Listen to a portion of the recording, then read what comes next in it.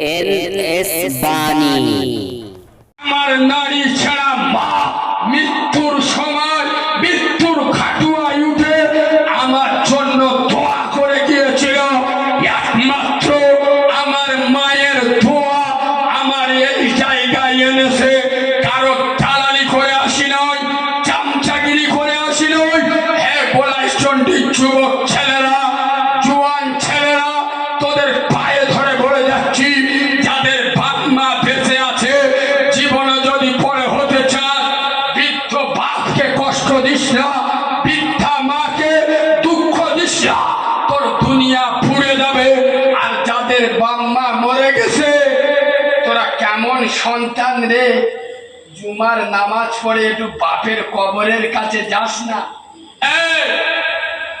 বাপের বাঁধা ঘরে কষি মতো বউ নিয়ে শুয়ে পড়েছি, আর সেই বাপ কবর ঘরে কি অবস্থায় আছে, জুমার নামাজ পড়ে একটু উঁকি মেরে দেখার সময় তোর হলো না?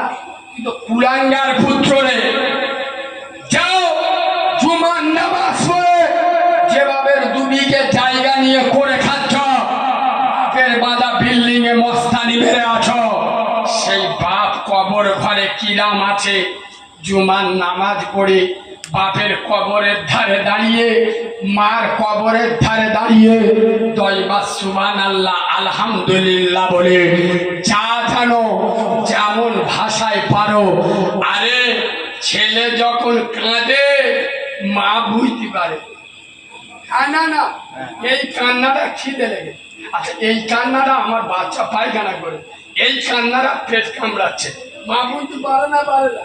তো তুমি যেই ভাষায় দোয়া করো, আমার আল্লাহ বোঝে না, বোঝে না? কসম খোদা, আমার দোয়া কবুল হতে পারে, নাও হতে পারে। আপনার দোয়া বন্দুকের গুলি মিস হবে, আপনার দোয়া মিস হবে না। আমরা প্রত্যেকে বাম্মা যাদের মরে গেছে কবর জিয়ারত করবো ইনশাল্লাহ, আর যাদের বেঁচে আছে ভালো ব্যবহার করব। চলে একটু নবী পাকের দরবারে সালাতু সালাম পড়বো। ইয়া নবী